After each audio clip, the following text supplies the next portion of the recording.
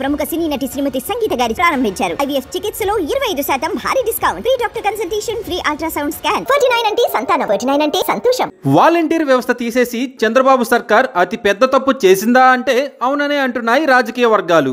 ఇటువంటి ఆపద సమయంలో వాలంటీర్లు ఉంటే పరిస్థితి మరోలా ఉండేదని నిపుణులు చెబుతున్నారు.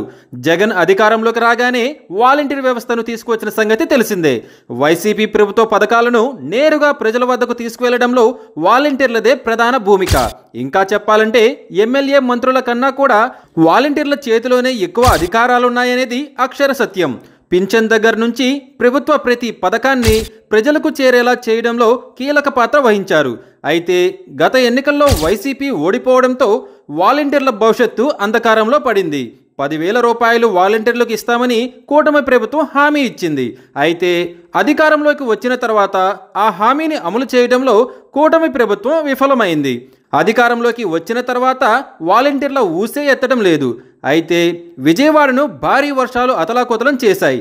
గత 30 ఏళ్లలో ఎప్పుడూ చూడని విధంగా వర్షాలు కురిశాయి. రికార్డు స్థాయిలో వర్షపాతం నమోదైందని వాతావరణ శాఖ అధికారులు తెలిపారు. Vidyadharapuram, RR Nagar, Vijayawada central bus stand, Benz circle flyover ప్రాంతాల్లో రహదారులు జలమయం అయ్యాయి.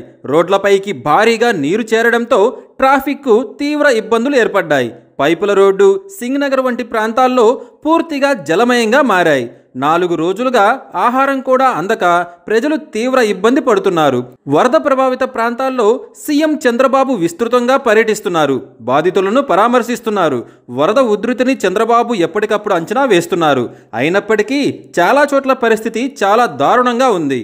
దీంతో వైసీపీ అధినేత జగన్ ఇచ్చిన పిలుపుతో వాలంటీర్లు రంగంలోకి దిగారు. వరద బాధితులకు వైసీపీ సాయం చేయాలని భావిస్తోంది. ఈ క్రమంలో గత వైసీపీ ప్రభుత్వంలో కీలకంగా మారిన వాలంటీర్ల చేత సాయం అందించడానికి వైసీపీ రెడీ అవుతోంది. పాల ప్యాకెట్లు, బిస్కెట్ ప్యాకెట్లు, నిత్యావసర సరుకులు అందరికీ చేరేలా వాలంటీర్లు చూస్తున్నారు. వైసీపీ తరపున అందిస్తోన్న సాయం ప్రజలకు చేరేలా తాము చూస్తామని వాలంటీర్లు ప్రకటించారు. దీంతో మరోసారి ఏపీలో వాలంటీర్ల పాత్ర కీలకంగా మారింది.